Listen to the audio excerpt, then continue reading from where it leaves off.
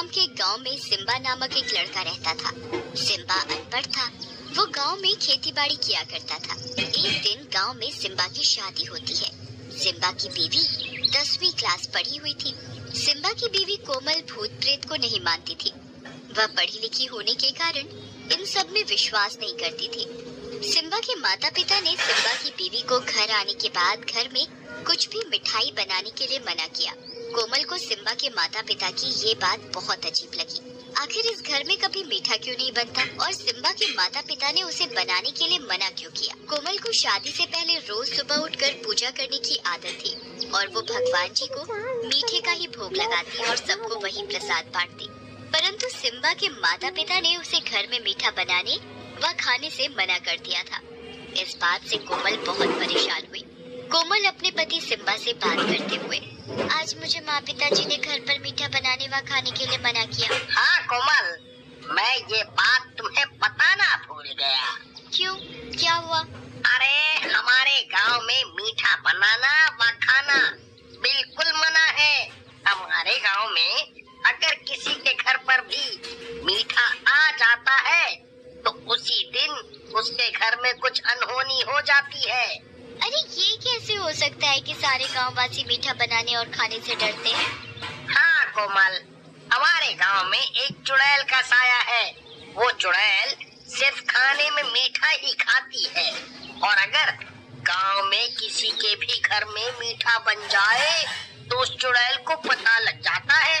वो मीठा खाने के बहाने उसके घर में आ जाती है और उसके घर में अनहोनी कर देती है। कोमल ये बात सुनकर बहुत जोर जोर से हंसने लगती है। अजी आपने भी क्या कहानी बनाई है? नहीं कोमल, तुम इस बात को बिल्कुल भी मजाक मत लेना। ये एक सच्ची बात है। और तुम्हें इस बात का बहुत ध्यान रखना है, हमारे घर पर कोई दिक्कत ना हो। हाँ अजी ऐसा कुछ नहीं होता, ना ही मैं इन सब बातों पर विश्वास करती हूँ। मेरी तो बचपन से आदत रही है। मैं सुबह उठकर भगवान जी की पूजा करती हूँ और उन्हें भोग में कुछ मीठा ही बनाकर खिलाती हूँ। कोमल, तुम्हें पूजा करने के लिए कोई मनाही नहीं है। तुम प्रसाद में कुछ भी बनाकर भगवान जी को भोग लगा देना, परंतु घर पर मीठा नहीं बनना चाहिए, ना ही आना चाहिए। हाँ ठीक। कोमल सिम्बा को ठीक है तो बोल देती है, परंतु वो अगले ही दिन उठकर चुपके से थोड़ा सा हलवा बना लेती है। मेरे तो जितने साथी। मैं भी आज देखती हूँ कि चुड़ैल कहाँ से आती है और मेरा हलवा खाकर जाती है। दोपहर में जब घर में कोमल के सिवा कोई नहीं होता तब कोमल देखती है कि उनकी पड़ोसन की बेटी बाहर खेल रही है।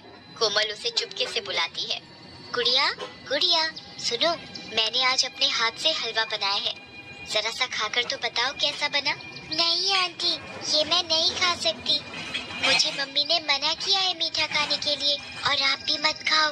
अगर उस मीठा खाने वाली चुड़ैल को पता लग गया ना तो हम दोनों की जान को आफत है। आप इसे जल्दी से फेंक दो। अरे गुड़िया, ये चुड़ैल बुड़ैल कुछ नहीं होता, आ जाओ हम दोनों ही मिलकर खाते हैं।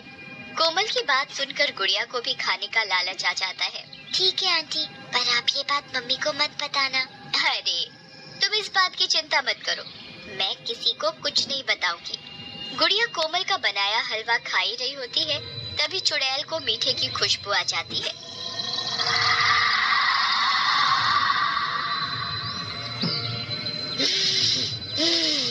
आज लगता है गांव में किसी ने कुछ मीठा बनाया है।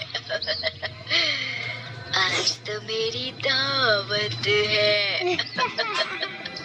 चुड़ैल सूंघते सूंघते कोमल के घर तक पहुंच जाती है। आज तो इस गुड़िया के ही शरीर में घुसना पड़ेगा। ये इतने समय में इस गांव में रह रही है, इसे अभी भी मेरा डर नहीं हुआ।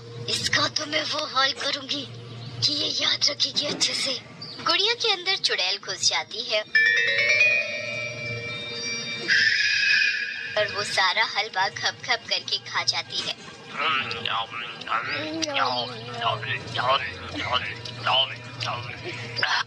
हलवा खाकर गुड़िया अपने घर चली जाती है।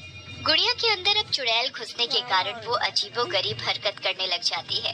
गुड़िया की आंखें बिल्कुल लाल हो जाती हैं और ये घर जाकर खाने के लिए बहुत जोर जोर से चिल्लाने लगती है। ए बुढ़िया, खाना ला मेरे लिए। गुड़िया, तुम्हें क्या हुआ? तुम इतनी बदतमीजी से बात कैसे कर रही हो? ए बुढ़िया, मुझसे ज्यादा सवाल जवाब मत कर, जितना बोला है उतना कर तू। पूनम समझ जाती है कि गुड़िया के अंदर चुड़ैल का साया है और उसने कहीं से मीठा खा लिया है। गुड़िया मीठे के लिए चिल्ला रही होती है। मुझे जलेबी खानी है, रसगुल्ले खाने हैं, मुझे मीठा चाहिए। कोमल ही अच्छी है, वही मुझे चुप चुप कर हलवा बनाकर खिलाती है। पूनम समझ जाती है कि उसे मीठा सिम्बा की नई नवेली दुल्हन कोमल ने खिलाया है। हाँ गुड़िया बेटा, तुम अंदर कमरे में बैठो, मैं तुम्हारे लिए अभी गरम गरम जलेबी बनाकर लाती हूँ। हाँ, ये हुई ना बात, मेरे लिए बहुत सारी जलेबी बनाकर ला, मैं आज मीठे से ही पेट भरूंगी। ठीक है, तुम अंदर कमरे में बैठो। अच्छी बात है भगवान। गरम जलेबी बनाती हूँ।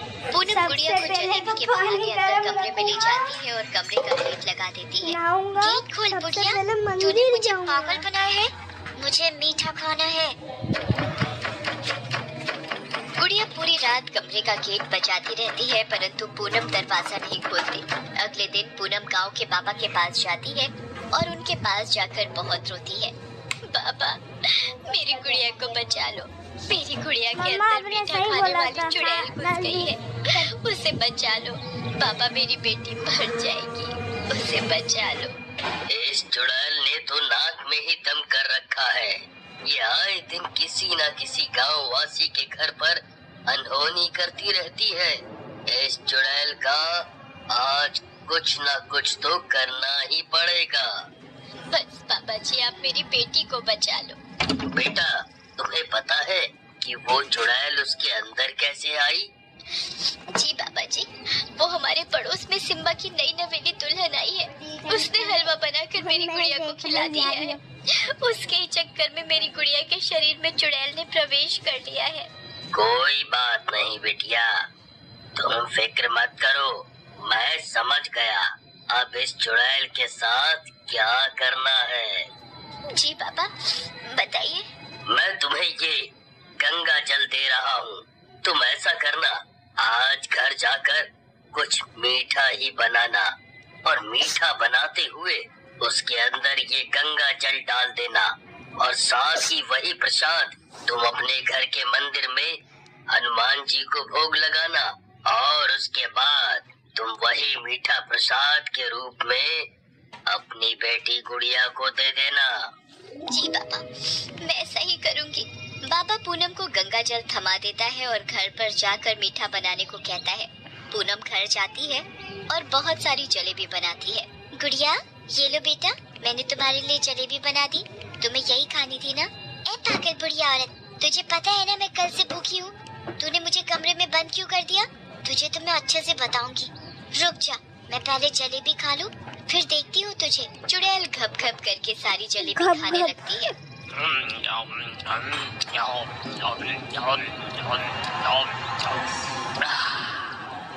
चुड़ैल को जलेबी खाते समय तो पता नहीं लगता कि वो हनुमान जी को भोग लगाया हुआ प्रसाद है।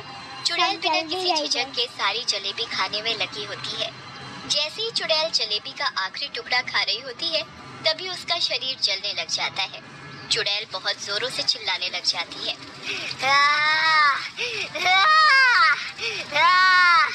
पागल औरत, तूने इसमें क्या मिलाया है? ये मेरे शरीर को क्या हुआ है? ये जल कैसे रहा है? तुझे बहुत शौक था ना मीठा खाने का, अब खा तुझे भर के। अरे ये मेरा शरीर कैसे जल रहा है? मुझे क्या हुआ? तुझे पता नहीं है, ये कोई साधारण जलेबी नहीं है, ये गंगा जल में बनाई गई जलेबी है और हनुमान जी को भोग लगाई हुई है। तू मुझे क्या बताएगी? आज तो तेरा ही खात्मा है। देखते ही देखते चुड़ैल जलने लग जाती है और राख हो जाती है।